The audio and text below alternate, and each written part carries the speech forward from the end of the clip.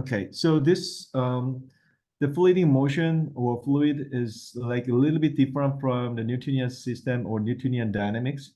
Mhm. Actually, more. Hold on a second. Let me share my screen first.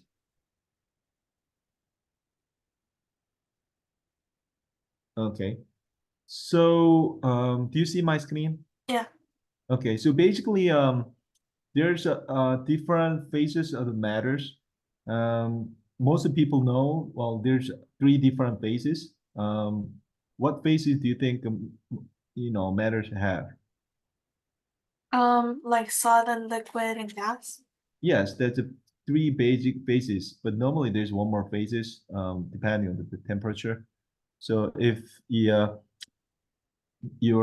heat up the material or matter, and the solid becomes liquid, and the liquid becomes gas, right? Hmm. And then once you just keep, raising the temperature, and all the molecules, they're pretty much ionized, and electrons and nuclear, proton and neutrons, they're all separated, and it becomes some sort of the fourth state of the matter, which is called the plasma. That is pretty similar with the gas, but electrons no longer, bound to the molecules or atoms. So it is called ionization. But that plasma will be out of our concern this time. We only consider the liquid and the gas for fluidic dynamics analysis. Okay, so only liquid and gas. So the reason we only take that into account for this topic is because their basic dynamics should not be consistent with the Newtonian system, which we have looked into so far. So up to now, all the Newtonian system we treated all the moving object as single particle in the free body diagram, or multiple particles or multiple bodies with the same velocity or same angular momentum, which means all the bodies or object of our interest is basically in the same solid system. So what I mean by that is, if you have observation point P, and as I already mentioned in the angular momentum topic, all the dynamics could be split into the translational motion and the rotational motion. But when I say rotational motion, I will be talking about the rotational motion of rigid body, which means every single point of object moving with the same angular velocity, or maybe like a linear velocity if you want to convert it into the expression of linear motion. So I assume that every single part of the body all connected as a rigid body, as a solid. So if we one side of this body moving with the omega 1, and the other side of object moving with the omega 2, but obviously because are all connected by atoms or molecules, or rigid connection by strong or weak force, the omega 1 normally treated as same as omega 2. And if you just actually just generalize this idea onto every single part of this solid object, then they should basically rotate with the same angular velocity, right? That's basic assumption for rotational motion of rigid body or solid. But if you expand this idea, translational motion, into the liquid or gas, which is fluid, then this basic assumption no longer valid, no longer available, because now just take a look at the water flow, and all the water hydromolecules basically they have completely independent the motion. Obviously, they also have like a rotational part of the rotational and translation motion, but they normally have their own angular velocity and the linear velocity. So omega 1 doesn't have to be the same as omega 2 of different molecules of liquid or salt, I mean the gas. It doesn't have to be the same as omega 3, omega 4, omega I, omega N. They should have all different values. So when we actually analyze the, for example, the rotational inertia, remember we have this kind of definition, I equals 1 to the n, and that is m I omega, oh, sorry, the ri squared, r I squared, the same as the, also, they'll remember the, and also, what was that? Yeah, I mean, omega, what would be the best? Maybe the torque was total net torque was I equals 1 to n and I epsilon I square, right? There was then when we actually analyzed the torque of rigid object, we assume that omega I is same as omega 1, omega 2, omega 3, right? So we could just actually take the omega square out of that, and I equals 1 to n I, something like this. We just have the all omega 1 through the omega n, or infinite number of omega, the same as total angular velocity. But this one no longer valid for liquid. They should be just all independent. Omega 1, I mean I1 omega 1 plus I2 omega 2, I3 omega 3 to the I and I to omega I.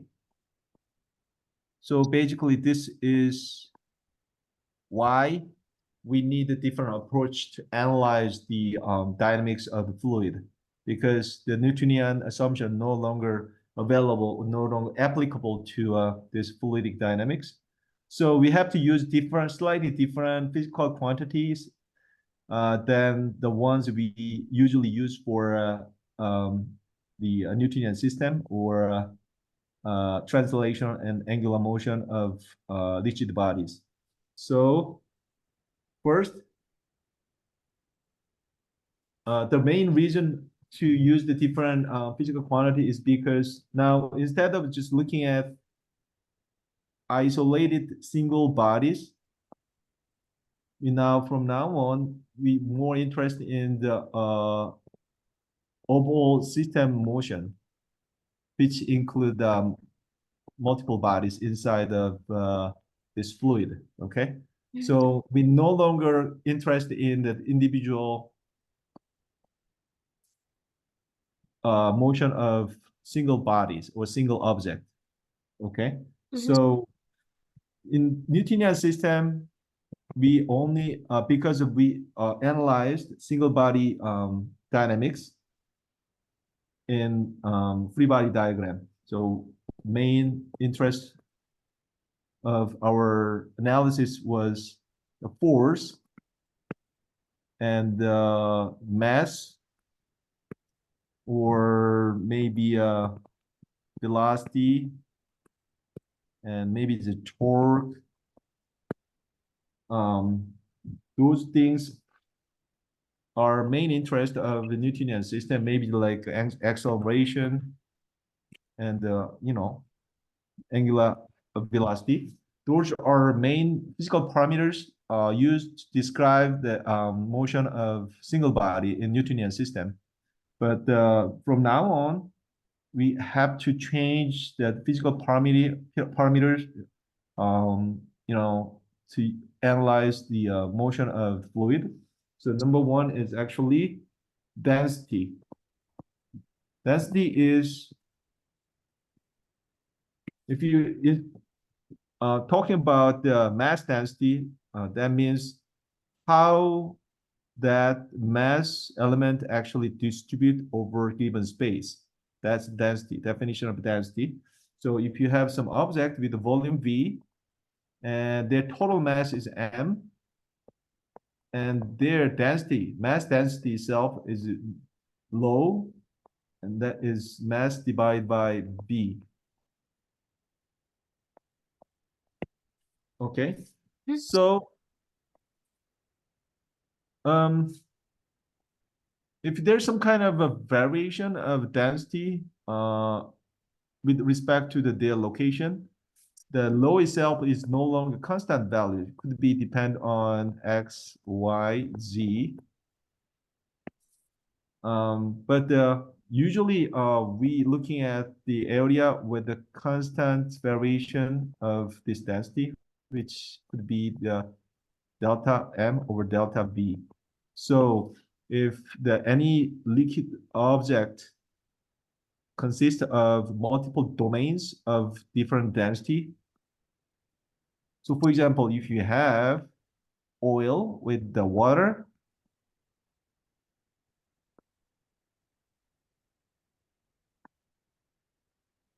we not normally actually just use that the single number of density to express a density of the whole system. We normally just separate this system with the density of oil, density of water. Because this total system low, which means mass oil plus mass water divided by total volume, V is not properly represent the property of this system. Okay, so in this case, we always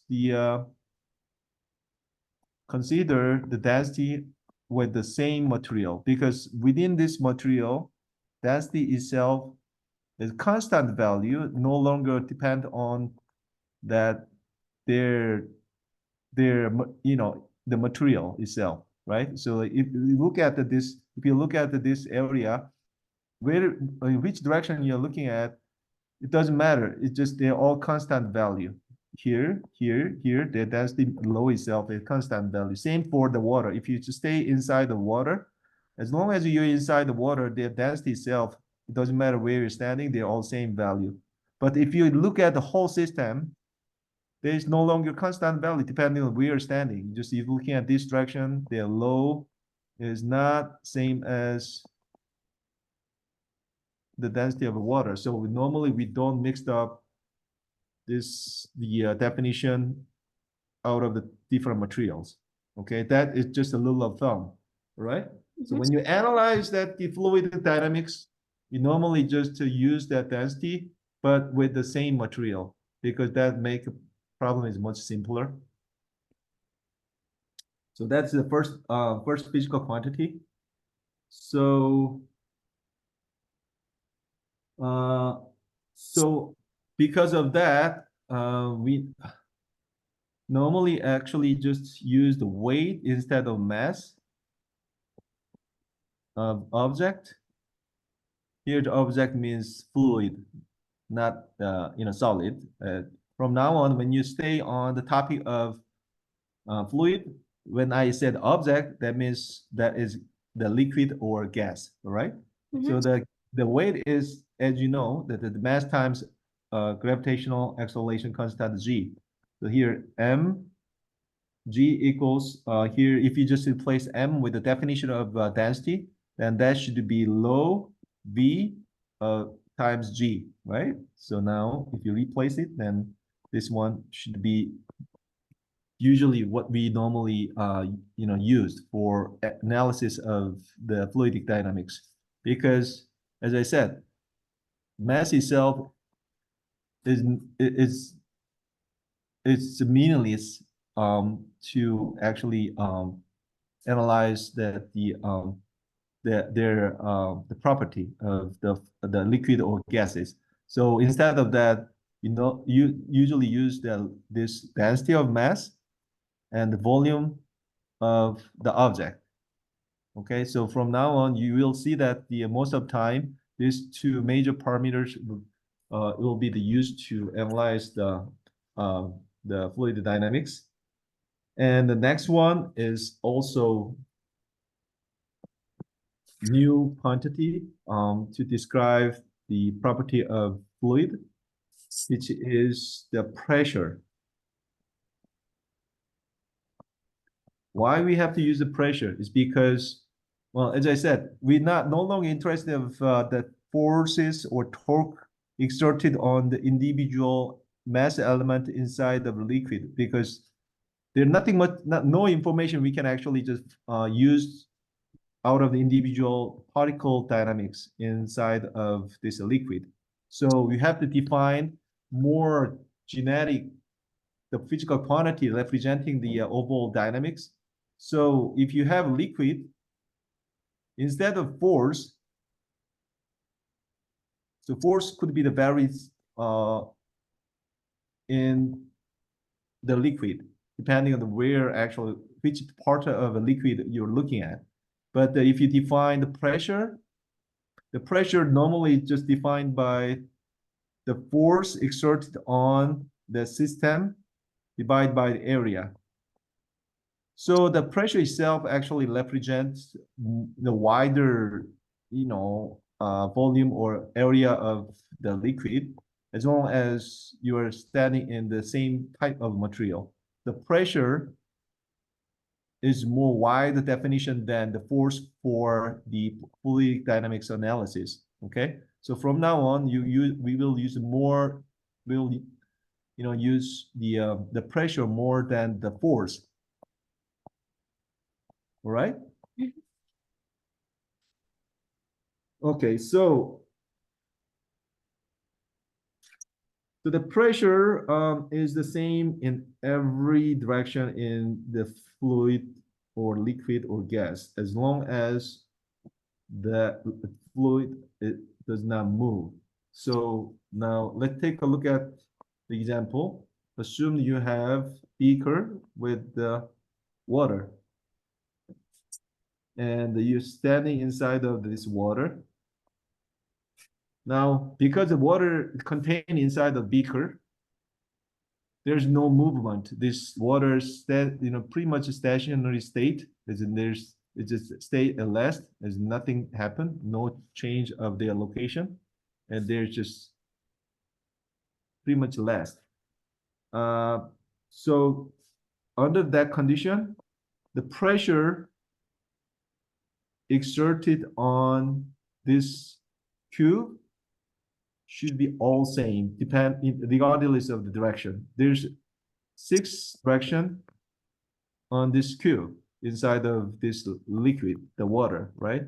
So if this water liquid doesn't move, then the pressure exerted on this unit area, unit volume, which is a cube, should be exactly same. It doesn't matter the up from top to bottom, bottom to top, they all should be uniform.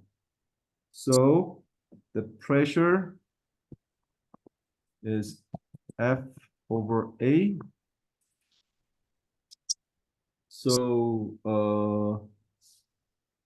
now if this water has density low, and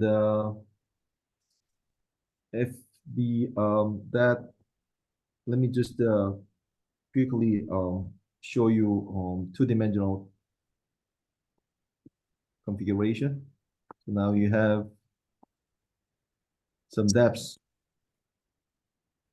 underneath of this surface of the water, and this area of this cube unit area is A, and if the force from this water onto this imaginary actually cube F, then their pressure, that depth of this water is H, right? So that force exerted on this imaginary cube is gravity, right? So the gravity on this force is mg, and Oh, sorry, that this should not be the h, that not depth. So that's actually height of this cube is h. Then this one is mu, the mass of this imaginary the cube is, low a h.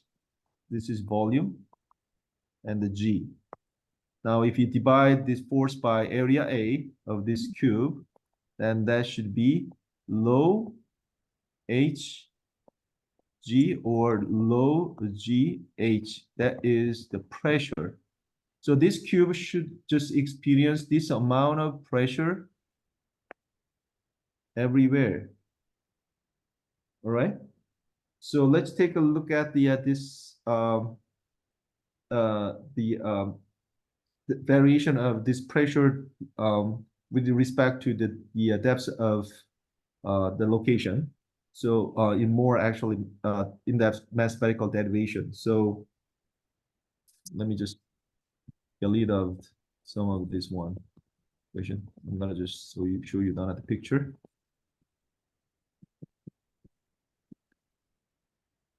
Okay.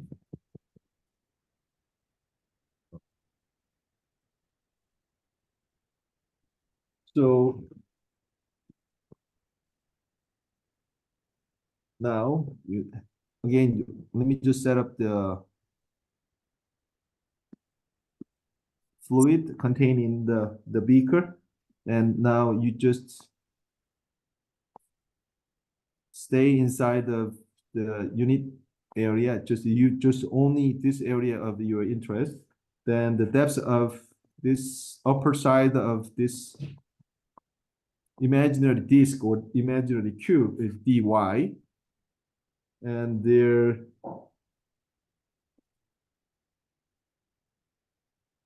oh, I'm sorry, that the size of this actual disk is dy, and the location of the y, this disk above this bottom of the disk is y, and the pressure or force exerted onto the bottom of this disk is pressure times area, which is force, and that should experience the gravitational force, fractional gravitational force dFg, and the top of this disk also have some amount of pressure, so that is pressure plus variation of dP of A. So this bottom and top will have this amount of additional force or additional and pressure added onto this system. So that is F2A, and this one, bottom of this one is F1A. So that it's just F2, and this is F1. Oh, this is F1. All right, so the force variation along this imaginary actually just a disk or cube should be dFg, and that is the mass of the disk times g, this gravitational force, or as I always said, this is the weight of this unit disk, the area inside of the fluid, and that is same as the low g and dV. And dV, actually this should be the low dV per g, right? This is the volume of this disk area dV, and you multiply mass density to the volume that is mass dm. So now the pressure on, let's just number the individual force onto this disk. This is number 2. This one is bottom of this imaginary disk is 1, and the difference between the 1 and 2 is number 3, that small amount of actually force exerted on this disk at the bottom of the disk is dg number 3. So you subtract 2 and 3 out of the 1 is PA. Number 1 is PA minus P plus dP A minus number 3. Where's number 3? Oh, here we go. So that is low G A dy. So here the dB is the area of this disk. Let's assume that the disk has area A. Then dB should be A times dy, right? That's volume, dB. So from that, that should be equal to 0. As I said, that's all the force exerted on the disk, imaginary disk, should be all the same. So if you subtract them, that should be equal to 0. So from that, the dP over, oh, let me just fully,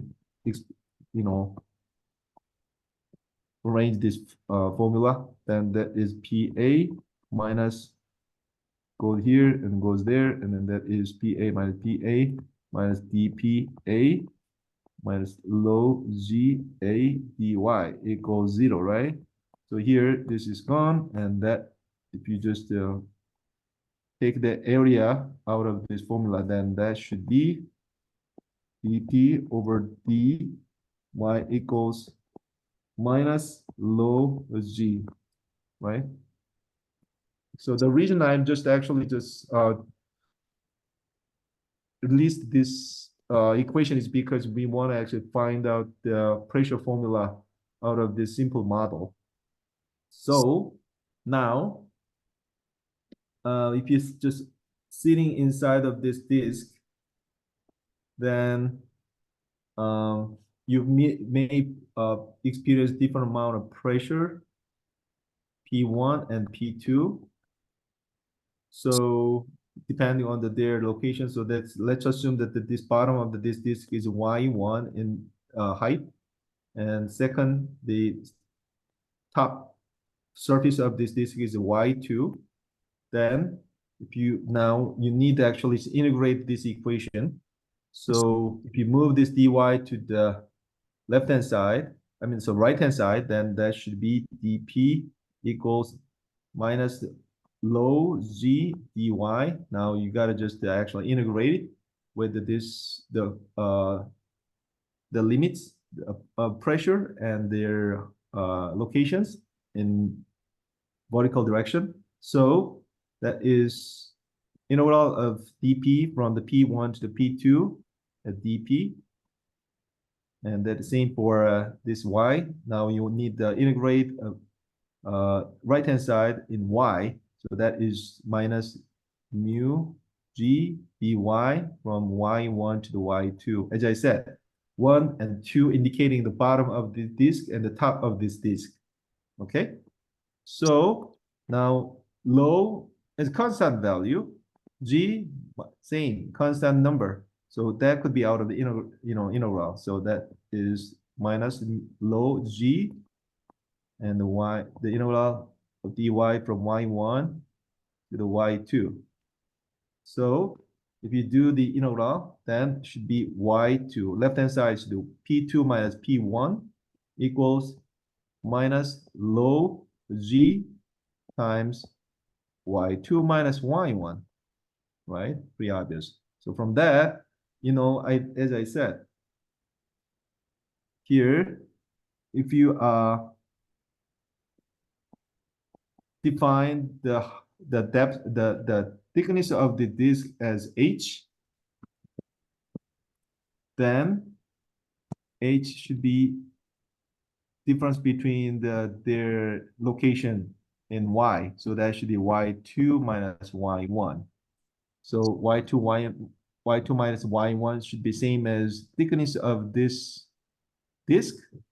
So that should be P2 equals, you can move this P1 to the left-hand side, right-hand side, so that P2 equals P1 plus low GH So this equation could be further simply, could be further generalized if you 2 and 1 replace the the pressure on the initial position and pressure of some arbitrary position above or below this reference position. So if you have like some sort of liquid material which is not moving at all, and you set up your height and 0, that is reference point. And now you are interested to measure up I may estimate the pressure above that reference point with the height h. That pressure could be given by the pressure on the reference point 0 and the low g h. Understand? Mhm. Does it make sense, right? Mhm. So if you're sitting somewhere in the water, I mean, for example, you are just swimming in the, let's assume that you're swimming in the water in a swimming pool, and now you have like 50 centimeter above the bottom of the swimming pool. Now you want to find out the pressure, maybe like 1 meter above your position. Then all you need to actually just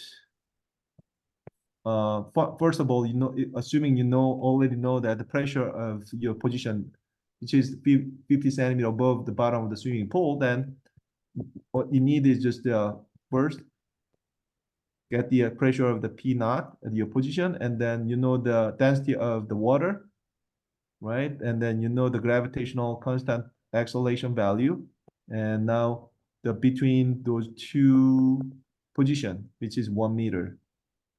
Then it will tell you the pressure of 1 meter above your height. Okay. The same thing. If want to just actually find out the pressure, the different location, then all you need to actually just oh yes, one thing I want to tell you here actually just H value should be the negative. So if you have like a deeper and deeper, then your pressure should be higher and higher. One thing I have to mention that. All right. So if you the new pressure at the new location is actually extrapolated out of the reference pressure at the reference point. So that is pretty straightforward. In order to estimate the pressure, all you need just actually just multiply density and their depths out of the reference point. All right, that is first part of the this fluid. And do you have any questions so far? Not yet. Okay, all right, then let's move on. I mean, want to give you some basic definition of fluidic dynamics too. So first of all, atmospheric pressure, which is called ATM, atmospheric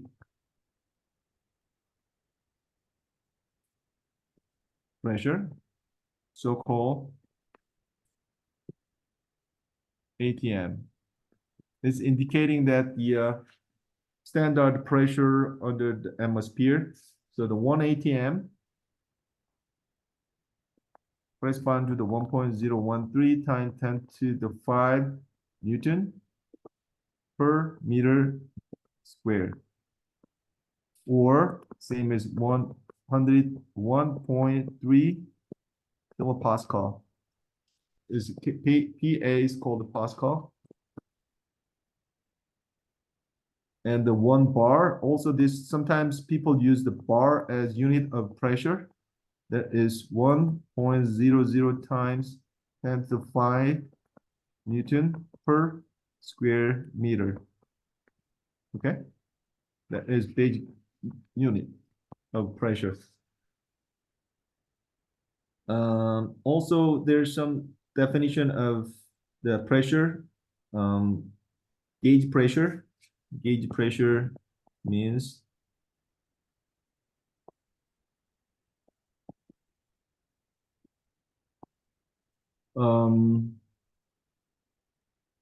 So for example, like tire gauges, and sometimes you need uh, measure the some kind of like object which contains liquid or gas, and you have to uh, set up the unit of that pressure or definition of the pressure. So depending on the which gauge you just use, that should be differently actually measured. And the gauge pressure is the definition of such the pressure. So for example, like a tire pressure is one of the examples of gauge pressure. And most of like all the gauges too is used to actually as the tire gauges. Normally just this tire pressure is higher than ATM, atmospheric pressure. So normally we use this gauge pressure, I mean tire pressure as the gauge pressure. And also the P, absolute pressure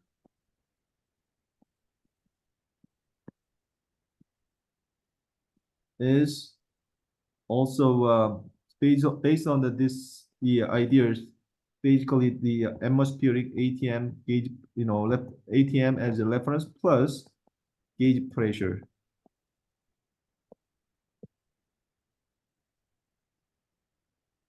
So if you measure the tire pressure,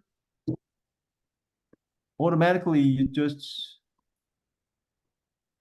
estimate that value can be used to estimate absolute pressure. So if you add atmospheric pressure, then that should be total pressure or absolute pressure, right? So if you measure the tire pressure, maybe like I don't know, maybe uh 10 to the 10 to 2 100 bar or 50 bar, then you got to just add the atmospheric pressure on top of that. That should lead to that the number of absolute pressure. Okay, I mean that is just like the way actually quantify the pressure regarding that where you're standing. So that usually the ATM atmospheric pressure is used as a reference to justify the gauge pressure. So the tire is just the most difficult example. All right. Mhm.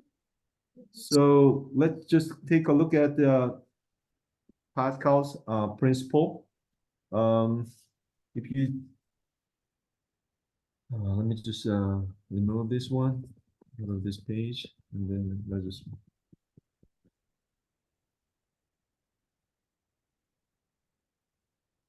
So extend the idea of that the pressure estimate out of the reference point.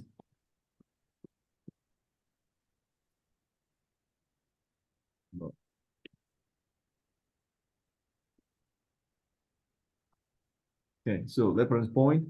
Now you have, oops, um, just let me just give you the. Now we got to move on to the description of Pascal's principle. Now let's assume that you have very small tiny tube with the two different inlet and outlet, the side of the pipe. So inlet of this pipe is smaller than the size of the outlet. So you have long pipe with the different sizes of the input and output. So the area of this one has the different than output. So this is input, this is output, but they're all connected. So there's some kind of the material fill that the liquid, fill this the pipe, and the pressure on this side is PI, and this output side is the P out, and their area is A out. So obviously, the basic pre-assumption is that this pipe has the different side of the input and output with different pressure. So now, basically, the this input and output pressure should be same because they're internally connected through the long pipe, right? So there, whatever pressure from so basically the force onto this side is Fin. The force outward is F out. So basically the pressure on this side, the input and output should be same because they're interconnected through this pipe. And now, as you know, the pressure is force divided by area. So if you replace this condition with the force, then that should be force out divided by area out is same as force in divided by area in. So now you just change the position of this one, Fin, with the A area out, then you can find the ratio between input and output of force and the area. So that is for the ratio of force in input and output is the same as the area of input out and output of single pipe if into this liquid system. So now the force exerted on this system. Let's take a look at the force applied to this system. Then that is now if you press the one side of this liquid pipe, then you will have different, well, for example, now you assuming you press the one side of this pipe with the force Fn. Okay, and so you can press the force. So you change that the location of this surface by adding the pressure, the force onto the surface of this pipe, and that make one. If you press this side like this, and that make this level of this side of output to rise up, right? So let me just redraw it.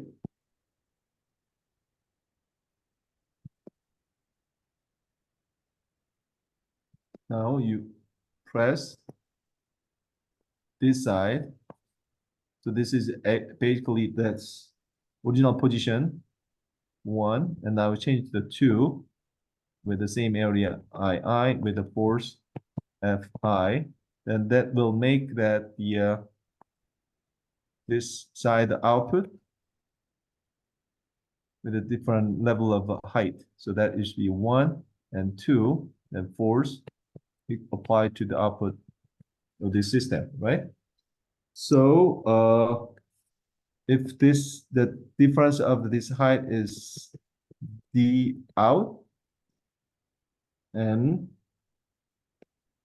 this side of the change of the height is din, then the work done by this force at input and the work done by this force output at the outlet side, it should be same, right?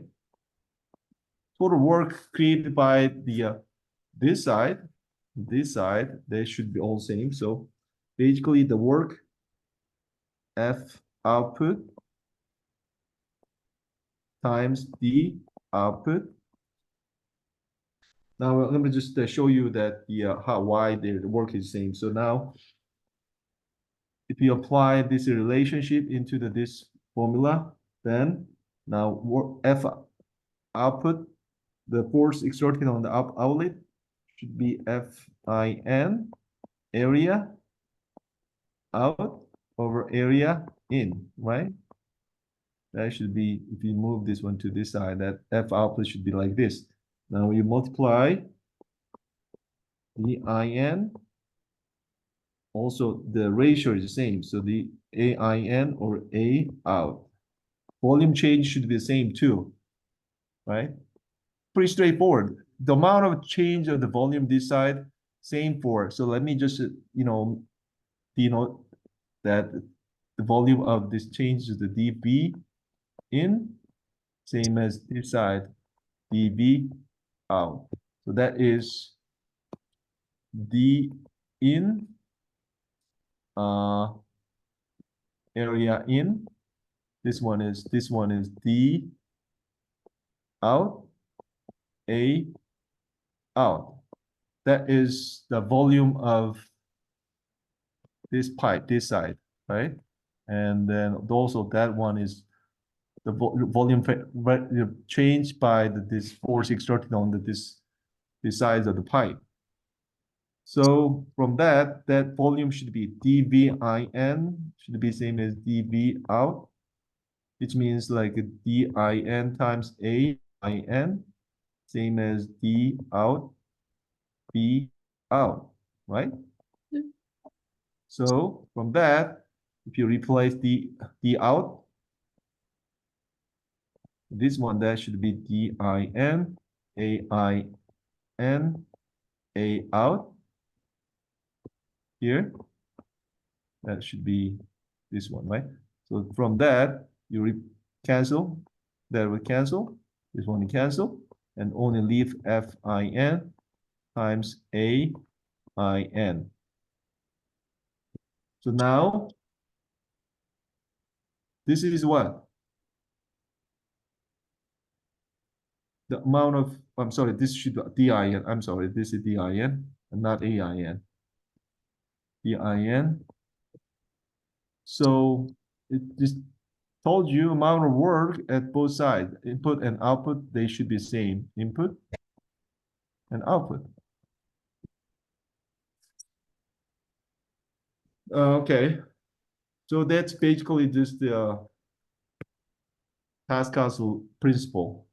If you just have the fluid field that the long pipe with the different size of input and output or inlet or outlet, the amount of work in both sides must be the same. And also the ratio exerted on the surface pressure in both sides of this input and output must be the same too. So pressure must be conserved, and then the work done in both sides, they should be the same. Okay, they basically they're Pascal's principle. All right. Any question? No. Okay. So far, it's just pretty straightforward. The linear equation and linear formula. There's nothing special, nothing difficult to understand. So next one is take a look. I'm gonna just give you the idea of the buoyant, the force. Now, remember if you see, have, for example, like a swimming in the swimming pool. Sometimes if the swimming pool is really deep, then people use the tube, right, to float over the surface of the swimming pool. If you press the tube, tube inside of the water pool, then that the reverse force is so strong, and you not be able to press the tube inside of the water because the density of the gas inside the tube, which is air, is way different than the density of water. So that difference of the density create some sort of the force apply to the different material. So depending on the volume and depending on the density, some object inside of the liquid experience different amount of force, and that force is called the buoyant force. So I'm going to drive formula how the buoyant force actually defined in mathematical expression. So let me start from scratch of this PowerPoint slides. Okay. Oh, oh, okay, got it. Okay. So basically,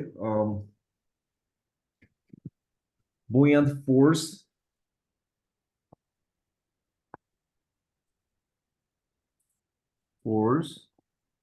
FB is given by the density. So now, assuming you're inside of the liquid, and now assuming that you're sitting inside of this disk and that have the force applied on the surface of this disk, and also bottom of this have different amount of force applied to that plane.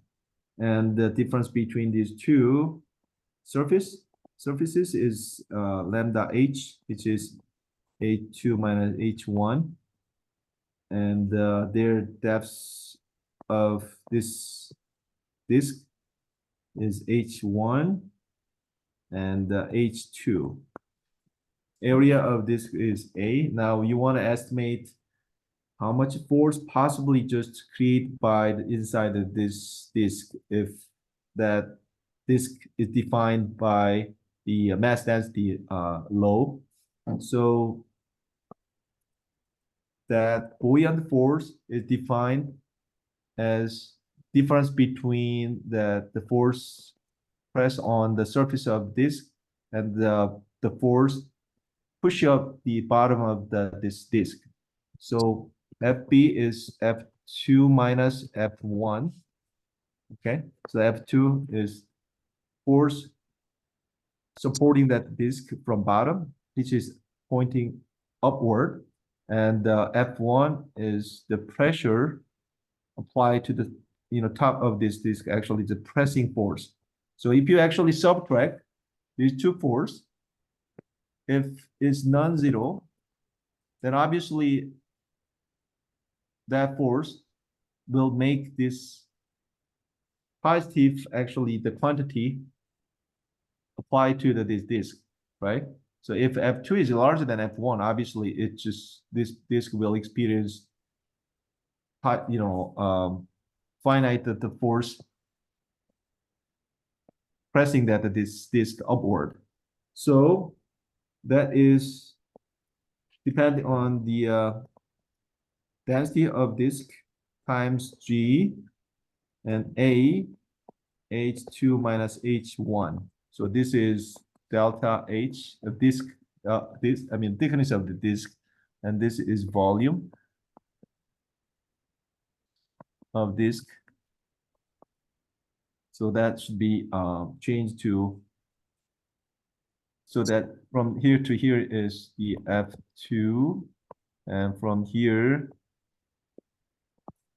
let me just rewrite. Oh, this might be the better way. FG, GA, H2,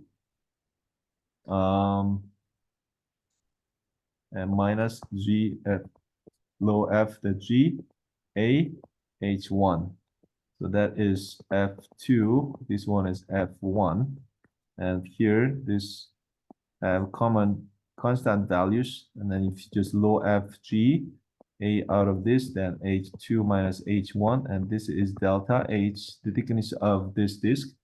So that is low FG, A, lambda H. This one is volume of this disk.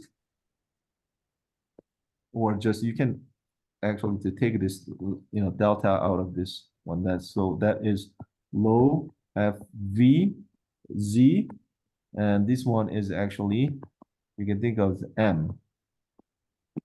So this showing you the force, the positive or the it depends on, I mean, how much the force can be actually applied to this is pretty much depend on the density of this disk inside the disk and their volume. So, for example, now I start with some example of swimming pool, right? You have the air tube inside the water. Now it is low.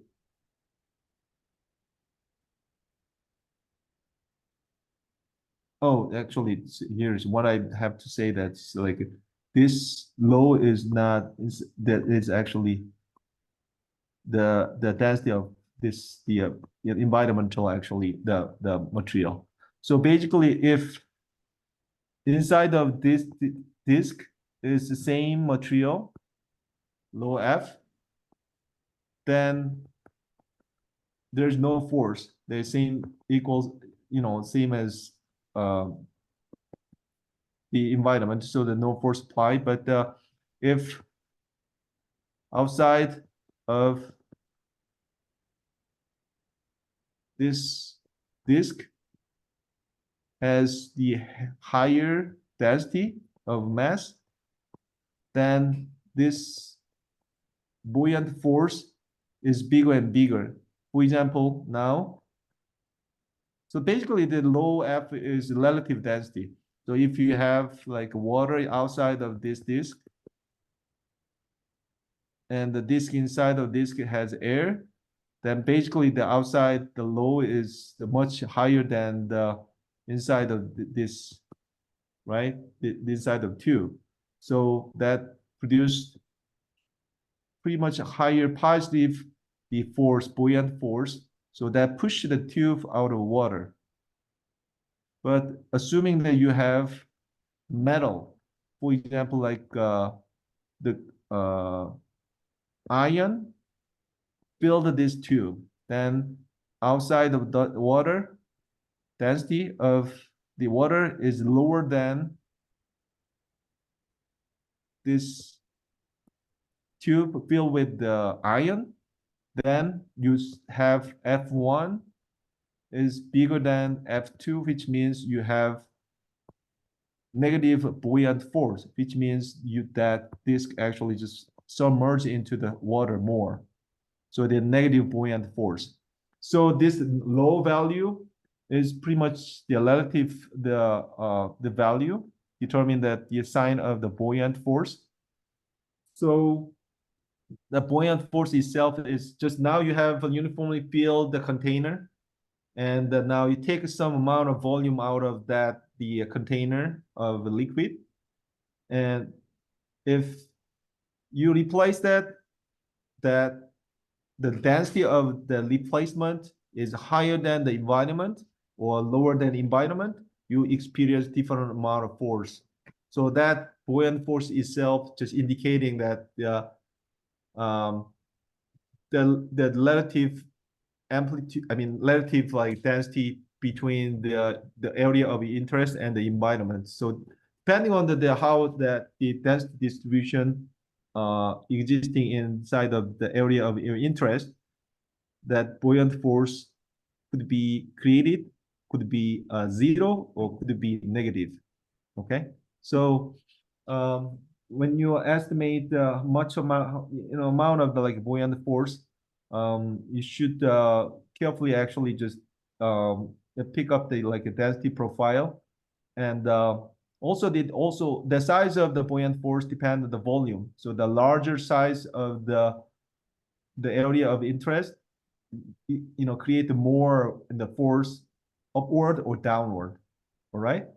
So then later on, we will just use this buoyant force to analyze that the movement of object inside of the uniformly filled container. as the example problems. So just make sure that density itself pre-relative physical quantity. Okay, I think we can just